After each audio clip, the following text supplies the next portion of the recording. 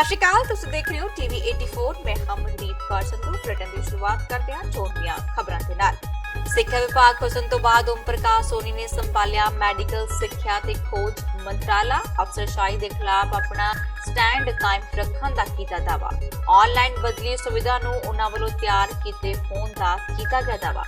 बलात्कार ते कतल के दोषां विच जेल च बंद गुरमीत राम भीम नूं पैरोल ते रिहा कर लई हरियाणा सरकार दीआं तैयारियां। राम भीम नूं किसान दस दित्ती जा सकदी है रिहाई। मुख्यमंत्री खट्टर ने कहा कि पैरोल ते छुट्टी मंगना किसी का भी हक। 25 जून 1975 लगाई गई एमरजेंसी का दर्द अज भी बरकरार। लुधियाना च अकाली दल ने कांग्रेस खिलाफ किया प्रदर्शन। चोण कमिशन नूं कांग्रेस की मानता रद्द किए जाने की की गई मंग।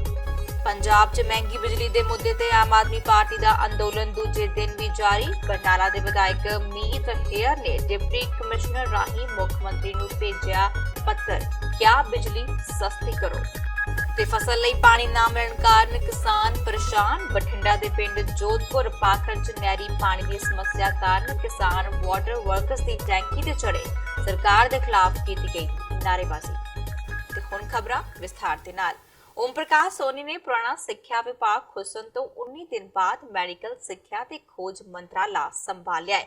मंत्राला संभालते ही ओपी सोनी ने अफसरशाही के खिलाफ अपना स्टैंड कायम रखने का दावा किया ते नाल ही विजेंद्र सिंगला वालों सिक्ख्या विभाग लई जारी की ऑनलाइन बदली सुविधा ते भी सवाल खड़े किए ने। सोनी ने कहा कि पोर्टफोलियो बदलण तो पहला उन्हां वालों ऑनलाइन बदली नीति तैयार की गई सी, पर जमीनी पद्धर ते लागू करने विच जानबूझ के देरी की गई है। मंत्री ने कहा कि पॉलिसी पहला ही बना दी गई सी ते उन्हां दे मंत्री रहंदियां नोटिफिकेशन भी जारी कर दिता गया सी। इस दे नाल ही सोनी ने कहा कि अफसरशाही के खिलाफ उन्हां दी लड़ाई जारी रहेगी। उन्हां ये भी कहा कि कुछ अफसर सिस्टम नूं खराब कर रहे ने, जिस करके आवाज चुकनी जरूरी सी। सोनी ने कहा कि नवे मंत्रालय के अफसर चंगे ने ते उन्हां महकमे की तरक्की वल वधन की भी आस जताई है। कितनी बड़ी चुनौती मनते हो इस विभाग को? सामने कैमरा देखो सर, कैमरा देखो फेस करना चाहिए। मैं कभी ये नहीं चुनौतियों में भजा नहीं सकता, सो फेस करना चाहिए, बिल्कुल ठीक होएगा। लेकिन पिछले विभाग की गल करिए, जिस तरह दो पौधे लगातार चेंज हो रहे हैं, भी कहा जा रहा सी नाराजगी भी है थोड़ी बहुत, क्या कोई नाराजगी सी? कोई नाराजगी नहीं, मेरी काली नाराजगी है। सीएम साहब का राइट है, उन्होंने जो मर्जी मेरे कलर का डिपार्टमेंट थोड़ा चेंज हुआ, कागज मिनिस्टर का डिपार्टमेंट चेंज नहीं मतलब होना राइट है, अपना दिखा रहा है मर्जी चेंज करके जो मर्जी डिपार्टमेंट दे सकते हैं, कोई नाराजगी। पंजाब सरकार ने स्कूली अध्यापकों के लिए नवी बदली नीति लागू कर दी है। पंजाब के सिक्ख्या मंत्री विजेंद्र सिंगला ने दस्सिया कि बदली नीति 25 जून को जारी सरकारी नोटिफिकेशन तहत हुण पब्लिक डोमेन ते आ गई है। उन्होंने कहा कि अध्यापकों की बदली लिए एक कारगुजारी आधारित समीक्षा नीति है जो अकादमिक सैशन 2019 तो 20 लागू होगी। यह नीति सेवा मुक्ति की उम्र तो बाद सेवा काल विच वाधा लैण वाले कर्मचारियों नूं छड्ड के टीचिंग काडर ਦੀਆਂ ਸਾਰੀਆਂ ਅਸਾਮੀਆਂ ETT HT, CHT, master C&V, lecturer तो वोकेशनल मास्टर से लागू होगी। हालांकि मिनिस्ट्रीयल काडर, ब्लॉक अफसर, जिला अधिकारियों, प्रिंसीपल, DIDTG, स्कूल हैडमास्टर ते प्रिंसीपल नूं इस पॉलिसी के अधीन कवर नहीं किया जाएगा। सिक्ख्या मंत्री ने कहा कि आम तबादले सरकार वालों नोटिफाई करने के अनुसार साल विच सिर्फ एक बार ही किए जाएंगे। हालांकि सरकार वालों प्रबंधकी लोड़ां के मामले विच साल दौरान किसी भी समय तब्दीली की जा सकती है। चुने गए खेतर स्कूल विच ट्रांसफर पोस्टिंग संबंधी ना तो दावा पेश किया जा सकता है ते ना ही ट्रांसफर नूं अधिकार मन्निया जाएगा। ਅਸੀਂ ਕੋਸ਼ਿਸ਼ ਕੀਤੀ ਕਿ ਅਸੀਂ ਇਸ ਟ੍ਰਾਂਸਫਰ ਪਾਲਿਸੀ ਨੂੰ ਇਸੇ ਸਾਲ ਤੋਂ ਅਸੀਂ ਇੰਪਲੀਮੈਂਟ ਕਰੀਏ, ਤਾਂ ਭਾਵੇਂ ਇਹਦੇ ਥੋੜੇ ਜਿਹੇ ਚੈਲੰਜਸ ਸੀਗੇ, ਅਸੀਂ ਉਸ ਚੈਲੰਜਸ ਨੂੰ ਓਵਰਕਮ ਕਰਨ ਦੀ ਕੋਸ਼ਿਸ਼ ਕੀਤੀ ਤੇ ਅੱਜ ਅਸੀਂ ਇਸ ਪਾਲਿਸੀ ਨੂੰ ਪਬਲਿਕ ਡੋਮੇਨ ਦੇ ਵਿੱਚ ਲੈ ਕੇ ਆ ਰਹੇ ਹਾਂ। ਅੱਜ ਤੋਂ 1 ਮਹੀਨੇ ਦਾ ਟਾਈਮ ਸ਼ੈਡਿਊਲ ਅਸੀਂ ਹਰ ਸਾਲ 1 ਮਹੀਨੇ ਦਾ ਅਸੀਂ ਟਾਈਮ ਸ਼ੈਡਿਊਲ ਦੇਵਾਂਗੇ। ਜਿੱਦਣ ਪਾਲਿਸੀ ਦੇ ਨਾਲ ਐਪਲੀਕੇਸ਼ਨਸ ਓਪਨ ਹੋਣਗੀਆਂ ਉਸ ਦੇ ਨਾਲ ਰਾਉਂਡਸ ਮਲਟੀਪਲ ਹੋ ਸਕਦੇ हैं। जिस तरह एक टीचर की बदली एक जगह तो होंगी है, ਤੇ ਉਹਦੇ ਨਾਲ ਜਿਹੜੀ ਜਗ੍ਹਾ ਖਾਲੀ ਹੁੰਦੀ ਹੈ ਉਹਦੀ ਬਦਲੀ ਹੋਣ ਤੋਂ ਬਾਅਦ ਤਾਂ ਉਹ ਅਸੀਂ 1 ਮਹੀਨੇ ਦੇ ਵਿੱਚ ਮਲਟੀਪਲ ਰਾਉਂਡਸ ਦਵਾਂਗੇ ਟੀਚਰ ਨੂੰ। ਇੱਕ ਟੀਚਰ ਬਾਰ-ਬਾਰ ਮਤਲਬ ਵੱਖ-ਵੱਖ ਟੀਚਰ ਬਾਰ-ਬਾਰ ਜਿਹੜੀ ਵੈਕੈਂਸੀ ਕ੍ਰੀਏਟ ਹੁੰਦੀ ਹੈ, but the tenure will be 1 month from the date of opening of transfers. ਇਸ ਵਾਰੀ ਉਹ ਤਰੀਕ 31 ਜੁਲਾਈ ਰੱਖੀ ਗਈ ਹੈ। ਅਸੀਂ 31 ਜੁਲਾਈ ਤੱਕ ਜਿੰਨੇ ਮਲਟੀਪਲ ਰਾਉਂਡ ਹੋ ਸਕਣਗੇ, ਜਿੰਨੇ ਲੋਕ ਸਾਡੇ ਕੋਲ ਸ਼ਾਮ ਤੱਕ ਅਪਲਾਈ ਕਰਿਆ ਕਰਨਗੇ, ਸਾਡੀ ਕੋਸ਼ਿਸ਼ ਹੋਊਗੀ ਕਿ ਨੈਕਸਟ ਡੇ ਸ਼ਾਮ ਤੱਕ ਅਸੀਂ ਉਹਨਾਂ ਦੀਆਂ ਟ੍ਰਾਂਸਫਰ ਦੀਆਂ ਰਿਕੁਐਸਟ ਨੂੰ ਆਨਲਾਈਨ ਅਪਰੂਵ ਕਰ ਦਈਏ। ਸੋ ਆਨਲਾਈਨ ਟ੍ਰਾਂਸਫਰ ਹੈ, ਜਿਹੜੇ ਬੰਦੇ ਨੇ ਅੱਜ ਅਪਲਾਈ ਕਰਦਾ ਉਹਦਾ ਸ਼ਾਮ ਨੂੰ ਅਪਰੂਵ ਹੋ ਸਕਦੀ ਹੈ ਨਾ। ਸੋ ਜਿਹੜੇ ਸਟੇਸ਼ਨ ਹੋਣਾ ਉਹਨੂੰ ਵੇਕੈਂਟ ਕੀਤੇ ਜਾਣਗੇ, new people can come and take over next day. Cycle ਚੱਲ ਰਿਹਾ। So but the last transfer date would be 31 July. ਉਸ ਤੋਂ ਬਾਅਦ ਕੋਈ ਟ੍ਰਾਂਸਫਰ ਨਹੀਂ ਹੋਊ। ਆਮ ਆਦਮੀ ਪਾਰਟੀ ਪੰਜਾਬ ਦੇ ਪ੍ਰਧਾਨ ਭਗਵੰਤ ਮਾਨ, ਵਿਰੋਧੀ ਧਿਰ ਦੇ ਨੇਤਾ ਹਰਪਾਲ ਸਿੰਘ ਚੀਮਾ, ਸੀਨੀਅਰ ਆਗੂ ਤੇ ਵਿਧਾਇਕ ਅਮਨ ਅਰੋੜਾ ਤੇ ਹਰਚੰਦ ਸਿੰਘ ਬਰਸਟ ਨੇ ਸ੍ਰੀ ਗੁਰੂ ਗ੍ਰੰਥ ਸਾਹਿਬ ਜੀ ਦੇ ਪਵਿੱਤਰ ਸਰੂਪ ਚੋਰੀ ਕਰਨ ਤੇ ਬੇਅਦਬੀ ਦੇ ਦੋਸ਼ ਦਾ ਸਾਹਮਣਾ ਕਰ ਰਹੇ ਡੇਰਾ ਪ੍ਰੇਮੀ ਮਹਿੰਦਰ ਪਾਲ ਬਿੱਟੂ ਦੀ ਨਾਭਾ ਜੇਲ੍ਹ 'ਚ ਹੋਈ ਹੱਤਿਆ ਪਿੱਛੇ ਵੱਡੀ ਸਾਜ਼ਿਸ਼ ਦੱਸਿਆ ਤੇ ਇਸ ਵਾਰਦਾਤ ਦੀ ਮਾਣਯੋਗ ਪੰਜਾਬ ਅਤੇ ਹਰਿਆਣਾ ਹਾਈ ਕੋਰਟ ਦੇ ਮੌਜੂਦਾ ਜੱਜ ਤੋਂ ਸਮਾਂਬੱਧ ਜਾਂਚ ਕਰਵਾਉਣ ਦੀ ਮੰਗ ਕੀਤੀ ਹੈ ਤੇ ਇਸ ਦੇ ਨਾਲ ਹੀ ਪੰਜਾਬ ਦੇ ਲੋਕਾਂ ਨੂੰ ਆਪਸੀ ਸਦਭਾਵਨਾ ਤੇ ਭਾਈਚਾਰਾ ਕਾਇਮ ਰੱਖਣ ਦੀ ਅਪੀਲ ਵੀ ਕੀਤੀ ਗਈ ਹੈ। ਆਪ ਮੁੱਖ ਦਫ਼ਤਰ ਤੋਂ ਜਾਰੀ ਬਿਆਨ ਰਾਹੀਂ ਆਪ ਆਗੂਆਂ ਨੇ ਕਿਹਾ ਹੈ ਕਿ ਨਾਭਾ ਦੀ ਸਭ ਤੋਂ ਸੁਰੱਖਿਅਤ ਕਹੀ ਜਾਂਦੀ ਜੇਲ੍ਹ ਅੰਦਰ ਬੰਦ ਬੇਅਦਬੀ ਮਾਮਲਿਆਂ ਦੇ ਨਾਲ ਸੰਬੰਧਿਤ ਅਹਿਮ ਦੋਸ਼ੀ ਦਾ ਕਤਲ ਹੋਣਾ ਸਧਾਰਨ ਮਾਮਲਾ ਨਹੀਂ ਹੈ। ਇਹ ਬੇਅਦਬੀ ਦੀਆਂ ਘਟਨਾਵਾਂ ਨਾਲ ਜੁੜੇ ਸਬੂਤਾਂ ਨੂੰ ਖਤਮ ਕਰਨ ਦੀ ਕੜੀ ਦਾ ਹਿੱਸਾ ਹੈ।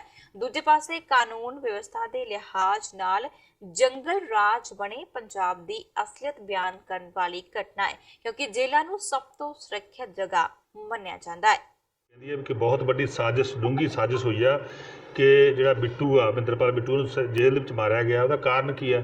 ਹਾਈ ਸਿਕਿਉਰਿਟੀ ਜੇਲ੍ਹ ਹੈ, ਜਿੱਥੇ ਸਭ ਤੋਂ ਵੱਧ ਸਿਕਿਉਰਿਟੀ ਆ ਪੰਜਾਬ ਦੀ, ਉਹ ਜੇਲ੍ਹ 'ਚ ਮਾਰਿਆ ਜਾਣਾ ਮੈਂ ਸਮਝਦਾ ਬਹੁਤ ਵੱਡੀ ਸਾਜ਼ਿਸ਼ ਆ। ਪੰਜਾਬ ਸਰਕਾਰ ਨੂੰ ਤੁਰੰਤ ਹਾਈ ਕੋਰਟ ਦੇ ਸਿਟਿੰਗ ਜੱਜ ਤੋਂ ਜਾਂਚ ਕਰਾਉਣੀ ਚਾਹੀਦੀ ਹੈ, ਤਾਂ ਕਿ ਹਾਈ ਕੋਰਟ ਦਾ ਜੱਜ ਹੀ ਨਿਆਂ ਕਰ ਸਕਦਾ। ਜਿਹੜੀਆਂ ਸਿੱਟਾਂ ਬਾਰ-ਬਾਰ ਬਣਾਈ ਜਾਂਦੀਆਂ ਨੇ, ਸਿੱਟਾਂ ਤੋਂ ਸਾਨੂੰ ਕੋਈ ਭਰੋਸਾ ਨਹੀਂ ਹੈ, ਕਿਉਂਕਿ ਇਹ ਲਗਾਤਾਰ ਹਰੇਕ ਇਨਵੈਸਟੀਗੇਸ਼ਨ ਨੂੰ ਲੰਬਾ ਲੈ ਜਾਂਦੀਆਂ। ਲੰਬਾ ਲਿਜਾਣ ਦੇ ਨਾਲ ਮੈਂ ਸਮਝਦਾ ਜਿਹੜਾ ਐਵੀਡੈਂਸ ਆ ਉਹ ਡਿਸਟਰੋਏ ਹੋ ਜਾਂਦਾ, ਐਵੀਡੈਂਸ ਖਤਮ ਹੋ ਜਾਂਦਾ। ਇਸੇ ਗੱਲ ਕਰਕੇ ਜਿਹੜੀ ਸਿੱਟ ਆ ਉਹ ਕੰਮ ਨਹੀਂ ਕਰ ਰਹੀ। ਔਰ ਮੈਂ ਸਮਝਦਾ ਕਿ ਹਾਈ ਕੋਰਟ ਦਾ ਜਿਹੜਾ ਸਿਟਿੰਗ ਜੱਜ ਆ, ਮੌਜੂਦਾ ਜੱਜ ਆ, ਉਹਦੀ ਨਿਗਰਾਨੀ ਹੇਠ ਤੁਰੰਤ ਜਾਂਚ ਸ਼ੁਰੂ ਹੋਣੀ ਚਾਹੀਦੀ ਹੈ। ਪੰਜਾਬ ਦੇ ਸਾਬਕਾ ਖਜ਼ਾਨਾ ਮੰਤਰੀ ਪਰਮਿੰਦਰ ਸਿੰਘ ਢੀਂਡਸਾ ਨੇ ਨਾਭਾ ਜੇਲ੍ਹ ਵਿੱਚ ਹੋਏ ਮਹਿੰਦਰਪਾਲ ਸਿੰਘ ਬਿੱਟੂ ਦੇ ਕਤਲ ਬਾਰੇ ਬੋਲਦੇ ਹੋਏ ਕਿਹਾ ਹੈ ਕਿ ਇਸ ਦੀ ਜੁਡੀਸ਼ੀਅਲ ਜਾਂਚ ਕਰਵਾਉਣੀ ਚਾਹੀਦੀ ਹੈ ਤਾਂ ਕਿ ਲੋਕਾਂ ਸਾਹਮਣੇ ਸੱਚਾਈ ਆ ਸਕੇ। ਜੇਲ੍ਹ ਮੰਤਰੀ ਵੱਲੋਂ ਦਿੱਤੇ ਗਏ ਬਿਆਨ ਕਿ ਕੇਂਦਰ ਦੀਆਂ ਜੇਲ੍ਹਾਂ ਲਈ ਵੱਧ ਤੋਂ ਵੱਧ ਫੰਡ ਦੇਣਾ ਚਾਹੀਦਾ ਹੈ ਤੇ ਬੋਲਦੇ ਹੋਏ ਢੀਂਡਸਾ ਨੇ ਕਿਹਾ ਕਿ ਜੇਕਰ ਸਭ ਕੁਝ ਕੇਂਦਰ ਸਰਕਾਰ ਨੇ ਦੇਣਾ ਤਾਂ ਫਿਰ ਪੰਜਾਬ ਸਰਕਾਰ ਕੀ ਕਰ ਰਹੀ ਹੈ। ਇੱਥੇ ਦੱਸਦੀ ਕਿ ਪਰਮਿੰਦਰ ਸਿੰਘ ਢੀਂਡਸਾ ਲਹਿਰਾ ਗਾਗਾ ਵਿੱਚ ਇੱਕ ਧਾਰਮਿਕ ਸਮਾਰੋਹ 'ਚ ਹਿੱਸਾ ਲੈਣ ਦੇ ਲਈ ਪੁੱਜੇ ਹੋਏ ਸਨ। ਦੇਖੋ ਅਸੀਂ ਤਾਂ ਇਹ ਕਹਿੰਦੇ ਵੀ ਜੋ ਵੀ ਹੋਇਆ ਉਹਦੀ ਜਾਂਚ ਹੋਣੀ ਚਾਹੀਦੀ ਹੈ, ਸੱਚਾਈ ਸਾਹਮਣੇ ਆਵੇ ਲੋਕਾਂ ਦੇ ਤੇ ਜਿਹੜੀ ਇਹਦੀ ਇੰਡੀਪੈਂਡੈਂਟ ਜੁਡੀਸ਼ੀਅਲ ਜਾਂਚ ਹੋਣੀ ਚਾਹੀਦੀ ਹੈ ਵੀ ਕਿਉਂ ਤੇ ਕਿਵੇਂ ਜਿਹੜਾ ਹੈ ਮਹਿੰਦਰਪਾਲ ਬਿੱਟੂ ਜੀ ਨੂੰ ਦਾ ਕਤਲ। ਬਲਾਤਕਾਰ ਤੇ ਕਤਲ ਦੇ ਦੋਸ਼ਾਂ ਵਿੱਚ ਸਜ਼ਾ ਯਾਫਤਾ ਡੇਰਾ ਸਿਰਸਾ ਦੇ ਮੁਖੀ ਗੁਰਮੀਤ ਰਾਮ ਰਹੀਮ ਦੀ ਖੇਤੀ ਕਰਨ ਖਾਤਰ ਲਾਈ ਪੈਰੋਲ ਅਰਜੀ ਦੇ ਨਿਬੇੜੇ ਲਈ ਸਰਕਾਰ ਤੇ ਪ੍ਰਸ਼ਾਸਨ ਦਾ ਪੂਰਾ ਜ਼ੋਰ ਲੱਗਾ ਹੋਇਆ ਹੈ।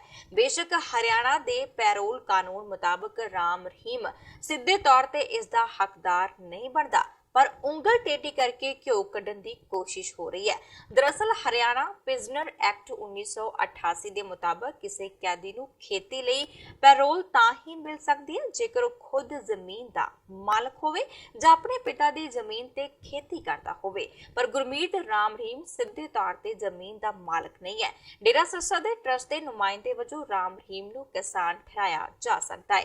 ਚੋਣਾਂ ਨੇੜੇ ਹੋਣ ਕਰਕੇ ਤੇ ਸਰਕਾਰ ਦੀ ਬਦਖੋਈ ਹੋਣ ਕਰਕੇ ਇਸ ਮਾਮਲੇ ਬਾਰੇ ਤਹਿਸੀਲਦਾਰ ਪਟਵਾਰੀ ਤੋਂ ਲੈ ਕੇ ਡੀਸੀ ਮੈਜਿਸਟ੍ਰੇਟ ਤੱਕ ਕੋਈ ਵੀ ਅਧਿਕਾਰੀ ਬੋਲਣ ਲਈ ਤਿਆਰ ਨਹੀਂ ਹੈ। ਅਧਿਕਾਰੀ ਸਿਰਫ ਇਹੋ ਕਹਿ ਰਹੇ ਨੇ ਕਿ 25 ਦਿਨ ਦਾ ਸਮਾਂ ਅਸੀਂ ਰਿਪੋਰਟ ਤਿਆਰ ਕਰਕੇ ਮੀਡੀਆ ਦੇ ਨਾਲ ਗੱਲ ਕਰਾਂਗੇ। ਪਰ ਹਰਿਆਣਾ ਦੇ ਮੁੱਖ ਮੰਤਰੀ ਮਨੋਹਰ ਲਾਲ ਖੱਟਰ ਨੇ ਇਸ ਮਾਮਲੇ ਤੇ ਬੋਲਦੇ ਹੋਏ ਇਹ ਕਿਹਾ ਹੈ, ਜਿਸ ਤੋਂ ਬਾਅਦ ਮਾਮਲਾ ਕਾਫੀ ਜਿਹੜਾ ਤੂਲ ਵੀ ਫੜ ਗਿਆ। ਉਹਨਾਂ ਨੇ ਕਿਹਾ ਕਿ ਅਸੀਂ ਕਿਸੇ ਨੂੰ ਪੈਰੋਲ ਮੰਗਣ ਤੋਂ ਰੋਕ ਨਹੀਂ ਸਕਦੇ। ਇਸ ਤੋਂ ਬਾਅਦ ਉਹਨਾਂ ਦੇ ਮੰਤਰੀ ਵੀ ਰਾਮ ਰਹੀਮ ਦੀ ਪੈਰੋਲ ਤੇ ਰਿਹਾਈ ਦੀ ਪੁਰਜ਼ੋਰ ਮੰਗ ਕਰ ਰਹੇ ਨੇ। आखिर कोई भी व्यक्ति जो पैरोल का अधिकारी होता है वो अपने आप पैरोल मांग सकता है, मांगने में किसी को रोक नहीं सकते। और पैरोल जो मांगी जाती है वो जेल अधीक्षक से मांगी जाती है।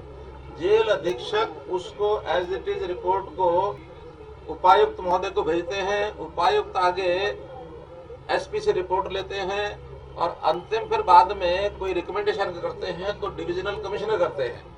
डिविजनल कमिश्नर का किस प्रकार का रिकमेंडेशन आएगा, डीसी एसपी को भेजेंगे तो एसपी की रिपोर्ट क्या होगी, उसके बाद अगर कोई सरकार का रोल होगा तो सरकार करेगी, सरकार का रोल नहीं होगा तो सरकार रोल नहीं करेगी। मुझे जहां तक जानकारियां पिछली हैं इस समय, चूंकि सारे घटनाक्रम पर कोर्ट भी नजर रखे हुए है और हम लोग चाहे सरकार के लोग हैं चाहे अधिकारी हैं, वो प्रशासनिक व्यवस्थाओं को देखकर और नियम कानून को ध्यान में रखते हुए कोर्ट की परमिशन की यदि कोई आवश्यकता है तो उसकी परमिशन के साथ कोई निर्णय उचित जो प्रदेश के हित में होगा वो करेंगे। जो निर्णय प्रदेश के हित में नहीं होगा, हमारा निर्णय करने का कोई विषय होगा तो वो नहीं होगा। कोर्ट निर्णय कुछ करता है तो कोर्ट का विषय अलग होता है। इसलिए ये ऐसा एक विषय है जिसके ऊपर अभी तक हमने कोई निर्णय नहीं लिया है। ਹੁਣ ਵੇਲੇ के छोटे ਜਿਹੇ ब्रेक ਦਾ ਮਿਲਦੇ ਆ ब्रेक ਤੋਂ ਬਾਅਦ।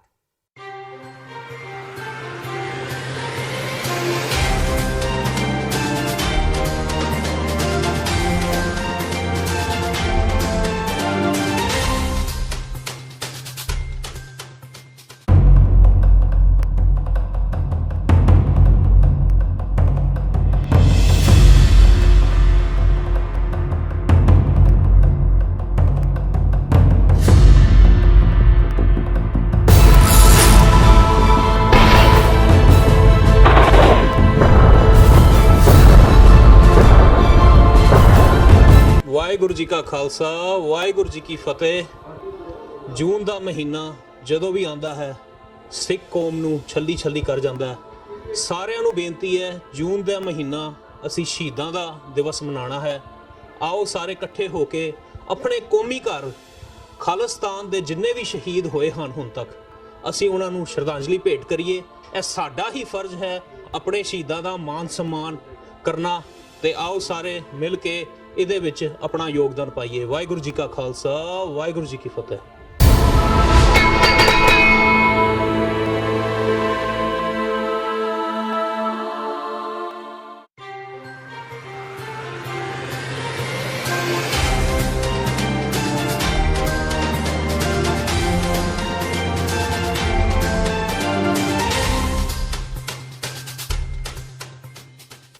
ब्रेक तो बाद एक बार फिर तो थोड़ा स्वागत है। ਵਧਿਆ ਅਗਲੀ ਖਬਰ ਵੱਲ। ਪਰਮਿੰਦਰ ਸਿੰਘ ਢੀਂਡਸਾ ਨੇ ਪੰਜਾਬ ਦੇ ਵਿੱਚ ਨਸ਼ਿਆਂ ਦੇ ਨਾਲ ਹੋ ਰਹੀਆਂ ਮੌਤਾਂ ਤੇ ਚਿੰਤਾ ਪ੍ਰਗਟ ਕੀਤੀ ਹੈ। ਇਸ ਸੰਬੰਧ ਵਿੱਚ ਉਹ ਜ਼ਿਲ੍ਹੇ ਦੇ ਐਸਐਸਪੀ ਨੂੰ ਵੀ ਮਿਲੇ ਨੇ। ਢੀਂਡਸਾ ਨੇ ਕਿਹਾ ਕਿ ਲਹਿਰਾ ਮੂਨਕ ਵਿੱਚ ਪਹਿਲਾਂ ਬਿਲਕੁਲ ਵੀ ਨਸ਼ਾ ਨਹੀਂ ਸੀ, ਪਰ ਹੁਣ ਚਿੱਟੇ ਕਾਰਨ ਕੁਝ ਨੌਜਵਾਨਾਂ ਦੀ ਮੌਤ ਹੋਈ ਹੈ, ਜਿਸ ਕਾਰਨ ਪੁਲਿਸ ਪ੍ਰਸ਼ਾਸਨ ਨੂੰ ਇਸ ਮਾਮਲੇ ਨੂੰ ਗੰਭੀਰਤਾ ਦੇ ਨਾਲ ਲੈਣਾ ਚਾਹੀਦਾ ਹੈ। ਮੈਂ ਤਕਰੀਬਨ 5 ਦਿਨ ਪਹਿਲਾਂ ਐਸਐਸਪੀ ਸਾਹਿਬ ਨਾਲ ਗੱਲ ਕਰਕੇ ਉਹਨਾਂ ਦੇ ਧਿਆਨ ਵਿੱਚ ਲਿਆਂਦਾ ਸੀ ਕਿ ਇਹ ਜਿਹੜਾ ਨਸ਼ਾ ਦਿਨ ਪਰ ਦਿਨ ਇਲਾਕੇ ਵਿੱਚ ਵੱਧ ਰਿਹਾ ਹੈ, ਖਾਸ ਤੌਰ ਤੇ ਸਾਡੇ ਇੱਧਰ ਲਹਿਰਾ ਖਨੌਰੀ ਮੂਣਕ, ਜਿੱਥੇ ਅੱਜ ਤੋਂ ਕੁਝ ਸਾਲ ਪਹਿਲਾਂ ਖਾਸ ਤੌਰ ਤੇ ਚਿੱਟਾ ਤੇ ਹੋਰ ਨਸ਼ਾ ਨਹੀਂ ਸੀ, ਅੱਜ ਇੱਥੇ ਵੀ ਜਿਹੜੀ ਹੈ ਇਹਦੀ ਜਿਹੜਾ ਨੌਜਵਾਨ ਇਹਦਾ ਸੇਵਨ ਹੁਣ ਕਾਫੀ ਰੁਝਾਨ ਵਧਿਆ ਹੋਇਆ ਹੈ। तो मैं चिंता जाहिर की सी। एसएसपी साहब ने कहा भी असीं कार्रवाई करांगे, क्योंकि खनौरी दे विच ही कुछ पिछले दिनों के कुछ मौतां हुई ते बड़ा चिंता का विषय है। तो सरकार नूं सख्त कदम चुकने चाहिए ने ते मैं समझदा जिहड़ी पुलिस है उहदे कोल सारी जानकारी होंदी है। पुलिस तो कुछ नहीं लुकिया होया, पुलिस दे आपदे खुफिया सूत्र हुंदे हैं, उन्हां तो सारी जानकारी उन्हां कोल हुंदी है। उन्हां नूं ऐसे जिहड़े तस्कर ने खास तौर ते जिहड़े ਇਹ ਸ਼ਹਿਰਾਂ ਦੇ ਵਿੱਚ ਬੈਠੇ ਨੇ ਉਹਨਾਂ ਨੂੰ ਛੇਤੀ ਤੋਂ ਛੇਤੀ ਗ੍ਰਿਫਤਾਰ ਕਰਨਾ ਚਾਹੀਦਾ ਤੇ ਉਹਨਾਂ ਦੇ ਖਿਲਾਫ ਸਖਤ ਕਾਰਵਾਈ ਕਰਨੀ ਚਾਹੀਦੀ। 25 ਜੂਨ 1975 ਨੂੰ ਇਤਿਹਾਸ ਵਿੱਚ ਕਾਲੇ ਦਿਵਸ ਵਜੋਂ ਮਨਾਇਆ ਜਾਂਦਾ ਹੈ, ਕਿਉਂਕਿ ਅੱਜ ਦੇ ਦਿਨ ਹੀ ਇੰਦਰਾ ਗਾਂਧੀ ਵੱਲੋਂ ਐਮਰਜੈਂਸੀ ਲਗਾ ਦਿੱਤੀ ਗਈ ਸੀ, ਜਿਸ ਤੋਂ ਬਾਅਦ ਦੇਸ਼ ਦਾ ਮਾਹੌਲ ਕਾਫੀ ਖਰਾਬ ਹੋ ਗਿਆ ਸੀ।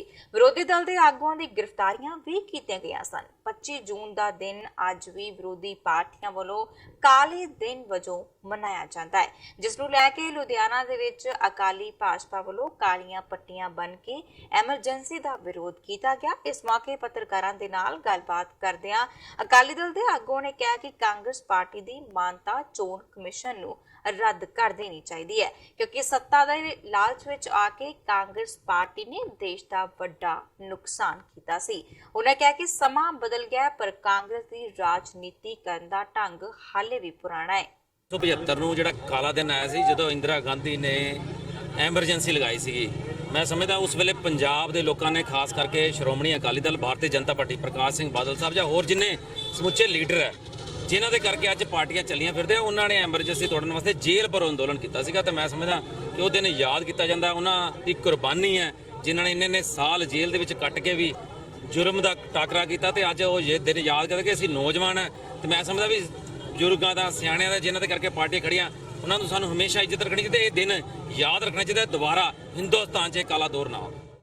ਪੰਜਾਬ 'ਚ ਮਹਿੰਗੀ ਬਿਜਲੀ ਦੇ ਮੁੱਦੇ ਤੇ ਆਮ ਆਦਮੀ ਪਾਰਟੀ ਦਾ ਅੰਦੋਲਨ ਦੂਜੇ ਦਿਨ ਵੀ ਜਾਰੀ ਰਿਹਾ। ਬਰਨਾਲਾ ਤੋਂ ਵਿਧਾਇਕ ਮੀਤ ਹੇਅਰ ਨੇ ਮੋਗਾ ਦੇ ਡਿਪਟੀ ਕਮਿਸ਼ਨਰ ਨੂੰ ਮੰਗ ਪੱਤਰ ਸੌਂਪ ਕੇ ਪੰਜਾਬ ਦੇ ਲੋਕਾਂ ਨੂੰ ਸਸਤੀ ਬਿਜਲੀ ਮੁਹੱਈਆ ਕਰਨ ਦੀ ਮੰਗ ਪੰਜਾਬ ਸਰਕਾਰ ਨੂੰ ਭੇਜੀ ਹੈ। ਇਸ ਦੇ ਨਾਲ ਹੀ ਪਿਛਲੀ ਬਾਦਲ ਸਰਕਾਰ ਦੇ ਵੱਲੋਂ ਪ੍ਰਾਈਵੇਟ ਥਰਮਲ ਪਲਾਂਟਾਂ ਲਈ ਕੀਤੇ ਮਹਿੰਗੀ ਬਿਜਲੀ ਖਰੀਦ ਸਮਝੌਤੇ ਤੁਰੰਤ ਰੱਦ ਕਰਨ ਦੀ ਮੰਗ ਵੀ ਉਠਾਈ ਹੈ। ਉਹਨਾਂ ਕਿਹਾ ਹੈ ਕਿ 2017 ਵਿਧਾਨ ਸਭਾ ਚੋਣਾਂ ਵਿੱਚ ਪੰਜਾਬ ਦੇ ਹਰ ਵਰਗ ਨੂੰ ਸਸਤੀ ਦਰਾਂ ਉੱਤੇ ਬਿਜਲੀ ਦੇਣ ਦਾ ਵਾਅਦਾ ਕੀਤਾ ਗਿਆ ਸੀ, ਪਰ ਸਰਕਾਰ ਬਾਕੀ ਵਾਅਦਿਆਂ ਦੀ ਤਰ੍ਹਾਂ ਇਸ ਤੋਂ ਵੀ ਮੁੱਕਰ ਗਈ ਹੈ।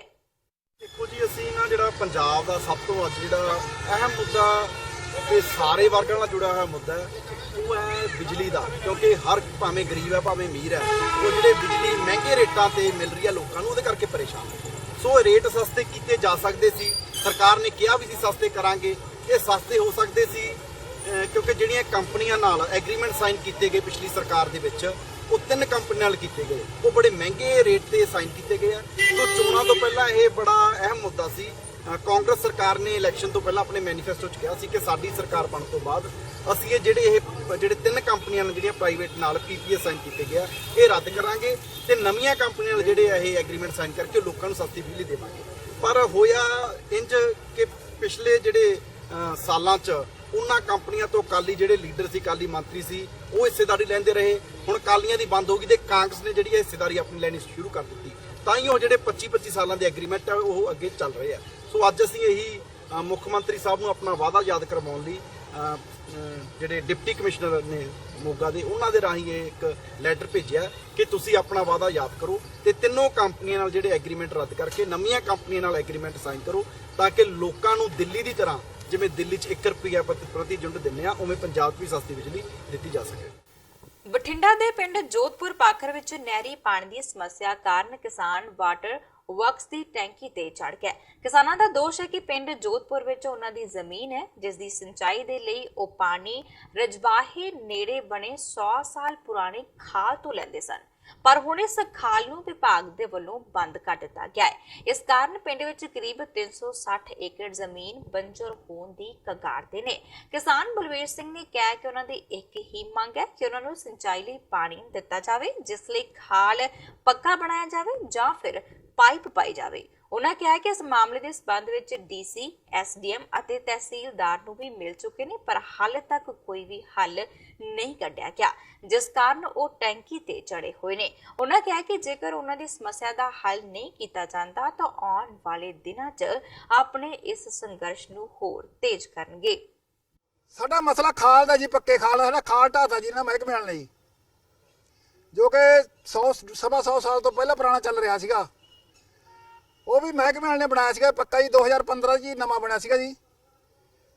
ਤੇ ਇਹ ਆਦੀ ਜੇ ਕਿ ਤੁਹਾਡਾ ਖਾਲ ਹੈ ਕਿ ਆਪਣਾ ਬਣਿਆ ਹੋਇਆ ਸੂਏ ਦੀ ਜਗ੍ਹਾ 'ਚ, ਇਹ ਅਸੀਂ ਆਪ ਤਾਂ ਬਣਾਇਆ ਨਹੀਂ ਸੀਗਾ ਜੀ ਕੋਈ, ਇਹ ਵੀ ਮਹਿਕਮੇ ਵਾਲੇ ਨੇ ਬਣਾਇਆ ਸੀ, ਉਹ ਦੇਖ ਕੇ ਬਣਾਉਂਦੇ ਜੀ। ਤੇ ਉਹਨੇ ਸਾਡਾ ਪੱਕਾ ਖਾਲ ਢਾਤਾ ਜੀ, ਸਾਡਾ ਮੋਗਾ ਬੰਦ ਪਿਆ, ਜਿਹਦੇ ਤੇ 360 ਕਿੱਲੇ ਜ਼ਮੀਨ ਦੇ ਬੰਜਰ ਹੋਏ ਪਏ ਅੱਜ। ਹਾਂਜੀ, ਬਾਕੀ ਵਾਟਰਬਾਗ ਦਾ ਪਾਣੀ ਤੁਸੀਂ ਦੇਖ ਲਓ, ਵਾਟਰਬਾਗ ਦਾ ਪਾਣੀ ਬੰਦ ਪਿਆ ਜੀ। ਆਹ ਲੋਕ ਕੌੜਾ ਪਾਣੀ ਪੀ ਰਹੇ ਆ। ਪੰਚਾਇਤ ਨੇ 70-75 ਹਜ਼ਾਰ ਰੁਪਇਆ ਮੋਟਰ ਤੇ ਲਾਇਆ ਜੀ, हाँ जी बहुत बुरा हाल है जी ਇਹਦਾ। ਸਾਡੀ ਮੰਗ ਇਹ ਸਾਡਾ ਮਤਲਬ ਜਗ੍ਹਾ ਕਰਾ ਕੇ ਸਾਡਾ ਪੱਕਾ ਖਾਲ ਬਣਾਇਆ ਜਾਵੇ ਜਾਂ ਪਾਈਪਾਂ ਪਵਾਈਆਂ ਸਾਡਾ ਪਾਣੀ ਦਾ ਪ੍ਰਬੰਧ ਕਰਿਆ ਜਾਵੇ, ਵਾਟਰ ਵਾਸ ਦਾ ਪਾਣੀ ਚਲਾਇਆ ਜਾਵੇ ਜੀ। ਹੁਸ਼ਿਆਰਪੁਰ ਦੇ ਕਸਬਾ ਤਲਵਾੜਾ ਦੇ ਨਾਲ ਵਹਿੰਦੀ ਕੰਢੀ ਨਹਿਰ 'ਚ 2 ਨੌਜਵਾਨਾਂ ਦੇ ਡੁੱਬਣ ਨਾਲ ਮੌਤ ਹੋ ਗਈ ਹੈ। ਦੋਵਾਂ ਦੀ ਸ਼ਨਾਖਤ ਪਿੰਡ ਪੰਬੂਤਾੜ ਦੇ ਰਹਿਣ ਵਾਲੇ ਚਰਨਜੀਤ ਸਿੰਘ ਤੇ ਰਮੇਸ਼ ਕੁਮਾਰ ਦੇ ਵਜੋਂ ਹੋਈ ਹੈ। ਇੱਥੇ ਦੱਸਦੇ ਕਿ ਚਰਨਜੀਤ ਰਮੇਸ਼ ਨਾਲ ਉਸ ਦੀ ਭੈਣ ਦੇ ਸਹੁਰੇ ਪਿੰਡ ਗਿਆ ਸੀ। ਉੱਥੋਂ ਆਪਣੇ ਕੁਝ ਦਸਤਾਵੇਜ਼ ਤਿਆਰ ਕਰਵਾਉਣ ਲਈ ਸੁਵਿਧਾ ਕੇਂਦਰ ਗਏ ਸਨ, ਪਰ ਕਾਫੀ ਸਮੇਂ ਤੱਕ ਜਦ ਵਾਪਸ ਨਾ ਪਰਤੇ ਤਾਂ ਨੌਜਵਾਨ ਦੇ ਮਾਪਿਆਂ ਨੇ ਉਹਨਾਂ ਦੀ ਭਾਲ ਕਰਨੀ ਸ਼ੁਰੂ ਕੀਤੀ ਤਾਂ ਉਹਨਾਂ ਦਾ ਮੋਟਰਸਾਈਕਲ ਤੇ ਕੱਪੜੇ ਨਹਿਰ ਦੇ ਕੋਲੋਂ ਮਿਲੇ। ਨੌਜਵਾਨਾਂ ਦੀ ਭਾਲ ਦੇ ਦੌਰਾਨ ਚਰਨਜੀਤ ਸਿੰਘ ਦੀ ਲਾਸ਼ ਤਾਂ ਬਰਾਮਦ ਹੋ ਗਈ ਹੈ, ਪਰ ਰਮੇਸ਼ ਹਾਲੇ ਤੱਕ ਲਾਪਤਾ ਹੈ। ਪੁਲਿਸ ਗੋਤਾਖੋਰ ਤੇ ਫਾਇਰ ਵਿਭਾਗ ਦੇ ਮੁਲਾਜ਼ਮ ਉਸ ਦੀ ਭਾਲ ਵਿੱਚ ਜੁਟੇ ਹੋਏ ਨੇ। ਇਹ ਦੋ ਜਵਾਨ ਸੀਗੇ ਪਿੰਡ ਪੰਬੂਤਾੜ ਦੇ, ਇੱਕ ਦੀ ਉਮਰ ਹੈ 18 ਸਾਲ ਤੇ ਇੱਕ ਦੀ 19 ਸਾਲ ਉਮਰ ਹੈ। ਇੱਕ ਦਾ ਨਾਂ ਚਰਨਜੀਤ ਸਿੰਘ ਪੁੱਤਰ ਰਜਿੰਦਰ ਕੁਮਾਰ, ਇਹਦੀ ਤੇ ਡੈੱਡ ਬੋਡੀ ਜਿਹੜੀ ਹੈ ਮਿਲ ਗਈ ਹੈ ਪਾਣੀ 'ਚ। ਤੇ ਦੂਜੇ ਜਵਾਨ ਤੇ ਰਮੇਸ਼ ਕੁਮਾਰ ਜਿਹੜਾ ਹੈ ਪੁੱਤਰ ਵਰਿਆਮ ਸਿੰਘ, ਇਹਦੀ ਡੈੱਡ ਬੋਡੀ ਅਜੇ ਨਹੀਂ ਮਿਲੀ, ਇਹਦੀ ਤਲਾਸ਼ ਕੀਤੀ ਜਾ ਰਹੀ ਹੈ। ਤੇ ਅਸੀਂ ਫਾਇਰ ਬ੍ਰਿਗੇਡ ਵਾਲੇ ਵੀ ਜਵਾਨ ਜਿਹੜੇ ਉਹ ਮੰਗਾਏ ਨੇ, ਬਾਕੀ ਜਿਹੜੀ ਗੋਤਾਖੋਰ ਨੇ ਉਹ ਵੀ ਕਾਫੀ ਮੁੰਡੇ ਮੰਗਾਏ। ਅਸੀਂ ਉਹਨਾਂ ਦੀ ਹਰ ਹੀਲੇ ਕੋਸ਼ਿਸ਼ ਕਰ ਰਹੇ ਹਾਂ ਔਰ ਸਾਡੀ ਕੋਸ਼ਿਸ਼ ਜਾਰੀ ਹੈ ਕਿ ਜਲਦੀ ਖਬਰ ਕੀਤੀ ਜਾਵੇ। ਅਜੋਕੀ ਦੁਨੀਆ 'ਚ ਹਰ ਇੱਕ ਵਿਅਕਤੀ ਕਿਸੇ ਨਾ ਕਿਸੇ ਗੱਲ ਤੋਂ ਦੁਖੀ ਹੈ ਤੇ ਸੁੱਖ ਦੀ ਤਲਾਸ਼ ਲਈ ਥਾਂ-ਥਾਂ ਤੇ ਭਟਕਦਾ ਰਹਿੰਦਾ ਹੈ। ਇਨਸਾਨ ਦੀ ਇਸ ਕਮਜ਼ੋਰੀ ਦਾ ਫਾਇਦਾ ਚੁੱਕਦੇ ਨੇ ਢੋਂਗੀ ਬਾਬੇ। ਢੋਂਗੀ ਬਾਬੇ ਜੋ ਕਿ ਲੋਕਾਂ ਨੂੰ ਭੂਤਾਂ ਪ੍ਰੇਤਾਂ ਦੇ ਚੱਕਰ 'ਚ ਪਾ ਕੇ ਖੂਬ ਪੈਸਾ ਕਮਾਉਂਦੇ ਨੇ। ਅਜਿਹਾ ਇੱਕ ਮਾਮਲਾ ਗੁਰਦਾਸਪੁਰ ਦੇ ਕਸਬਾ ਫਤਿਹਗੜ੍ਹ ਚੂੜੀਆਂ ਦੇ ਪਿੰਡ ਮਾਲੇਵਾਲ ਤੋਂ ਸਾਹਮਣੇ ਆਇਆ ਹੈ, ਜਿੱਥੇ ਇੱਕ ਢੋਂਗੀ ਬਾਬੇ ਦੀ ਨੌਟੰਕੀ ਦਾ ਸਤਿਕਾਰ ਕਮੇਟੀ ਦੇ ਮੈਂਬਰਾਂ ਨੇ ਪਰਦਾ ਫਾਸ਼ ਕੀਤਾ, ਜੋ ਕਿ ਗੁਰੂ ਗ੍ਰੰਥ ਸਾਹਿਬ ਦੀ ਹਜ਼ੂਰੀ 'ਚ ਲੋਕਾਂ 'ਚੋਂ ਭੂਤ ਕੱਢਣ ਦਾ ਢੋਂਗ ਕਰਦਾ ਸੀ ਤੇ ਲੋਕਾਂ ਨੂੰ ਅੰਧ ਵਿਸ਼ਵਾਸ ਦੇ ਵਿੱਚ ਪਾਉਂਦਾ ਸੀ। ਉੱਥੇ ਪੁਲਿਸ ਨੇ ਧਰਮ ਸਿੰਘ ਨਾਮਕ ਢੋਂਗੀ ਬਾਬੇ ਤੇ ਇਸ ਦੇ ਸਾਥੀਆਂ ਨੂੰ ਹਿਰਾਸਤ ਵਿੱਚ ਲੈ ਕੇ ਮਾਮਲੇ ਦੀ ਜਾਂਚ ਸ਼ੁਰੂ ਕਰ ਦਿੱਤੀ ਹੈ। ਇਸ ਪਿੰਡ ਵਿੱਚ ਇੱਕ ਪਖੰਡੀ ਧਰਮ ਸਿੰਘ ਦੇ ਨਾਂ ਦੇ ਵਿਅਕਤੀ ਆਪਣੇ ਨਿੱਜੀ ਘਰ ਵਿੱਚ ਡੇਰਾ ਬਣਾ ਕੇ ਸ੍ਰੀ ਗੁਰੂ ਗ੍ਰੰਥ ਸਾਹਿਬ ਪ੍ਰਕਾਸ਼ ਤੇ ਹਜ਼ੂਰੀ ਵਿੱਚ ਬੈਠ ਕੇ ਭੂਤ ਕੱਢਣੇ, ਸਿਰ ਤੇ ਖੰਡਾ ਲਾ ਕੇ ਖੂਹੀ ਚੋਂ ਪਾਣੀ ਕੱਢ ਕੇ ਨਹਾਉਣਾ, ਇਹ ਬੜੀ ਭਾਰੀ ਮਨਮਤ ਸੀ। ਆ ਪ੍ਰਸ਼ਾਸਨ ਨੂੰ ਨਾਲ ਲੈ ਕੇ ਜਦੋਂ ਮੌਕੇ ਤੇ ਆਣ ਕੇ ਵੇਖਿਆ ਤੇ ਗੁਰੂ ਦੀ ਹਜ਼ੂਰੀ 'ਚ ਬੀਬੀਆਂ ਚੀਕਾਂ ਮਾਰ ਰਹੀਆਂ ਸਨ, ਉਹਨਾਂ ਦੇ ਭੂਤ ਖੰਡਾ ਲਾ ਕੇ ਕੱਢੇ ਜਾਂਦੇ ਸਨ। ਜਦੋਂ ਅਸੀਂ ਹੁਣ ਗੱਲਬਾਤ ਕੀਤੀ ਹੈ, ਇੱਥੇ 2 ਧੰਨ ਗੁਰੂ ਗ੍ਰੰਥ ਸਾਹਿਬ ਜੀ ਹਨ, ਇੱਕ ਦਸਮ ਗ੍ਰੰਥ ਤੇ ਹੋਰ ਪੋਥੀਆਂ ਹਨ ਤੇ ਗੁਰੂ ਦੀ ਹਜ਼ੂਰੀ 'ਚ ਮਨਮਤ ਕਰਨ ਵਾਲੇ ਦੇ ਉੱਪਰ ਬਣਦੀ ਕਾਨੂੰਨੀ ਕਾਰਵਾਈ ਕਰਾਈ ਜਾਵੇਗੀ ਜਥੇਬੰਦੀ ਵੱਲੋਂ। ਤੇ ਜਿਹੜੇ ਪੰਜਾਬ ਵਿੱਚ ਪਖੰਡੀ ਹੋਰ ਵੀ ਘਰਾਂ 'ਚ ਪਿੰਡਾਂ 'ਚ ਬੈਠੇ ਨੇ, ਉਹ ਆਪਣੀਆਂ ਦੁਕਾਨਦਾਰੀਆਂ ਬੰਦ ਕਰ ਦੇਣ, ਨਹੀਂ ਤਾਂ ਉਹਨਾਂ ਨੂੰ ਜਿਵੇਂ ਇਹਦਾ ਅੱਜ ਜਲੂਸ ਕੱਢਿਆ ਜਾਣਾ ਹੈ ਉਦਾਂ ਉਹਨਾਂ ਦਾ ਵੀ ਕੱਢਿਆ ਜਾਵੇਗਾ। ਬਠਿੰਡਾ ਦੇ ਕੇਂਦਰੀ ਜੇਲ੍ਹ ਦੇ ਵਾਰਡਨ ਤੇ ਕੈਦੀ ਵੱਲੋਂ ਹਮਲਾ ਕੀਤਾ ਗਿਆ। ਕਰਮਜੀਤ ਸਿੰਘ ਨਾਂ ਦੇ ਕੈਦੀ ਨੇ ਜੇਲ੍ਹ ਵਾਰਡਨ ਤੇ ਹਮਲਾ ਕੀਤਾ ਤੇ ਉਸ ਦੀ ਵਰਦੀ ਵੀ ਪਾੜ ਦਿੱਤੀ ਹੈ। ਉਕਤ ਕੈਦੀ ਗੈਂਗਸਟਰ ਜਾਮਨ ਸਿੰਘ ਦਾ ਸਾਥੀ ਦੱਸਿਆ ਜਾ ਰਿਹਾ ਹੈ। ਦਰਅਸਲ ਕੈਦੀ ਕਰਮਜੀਤ ਸਿੰਘ ਆਪਣੀ ਬੈਰਕ ਵਿੱਚੋਂ ਕੰਟੀਨ ਜਾਣ ਦੇ ਬਹਾਨੇ ਬਾਹਰ ਨਿਕਲਿਆ ਸੀ, ਪਰ ਕਿਸੇ ਹੋਰ ਬੈਰਕ ਦੇ ਵਿੱਚ ਦਾਖਲ ਹੋਣ ਲੱਗਾ। ਵਾਰਡਨ ਨੇ ਉਸ ਨੂੰ ਰੋਕਿਆ ਤਾਂ ਉਸ ਦੇ ਨਾਲ ਹੀ ਉਲਝ ਪਿਆ।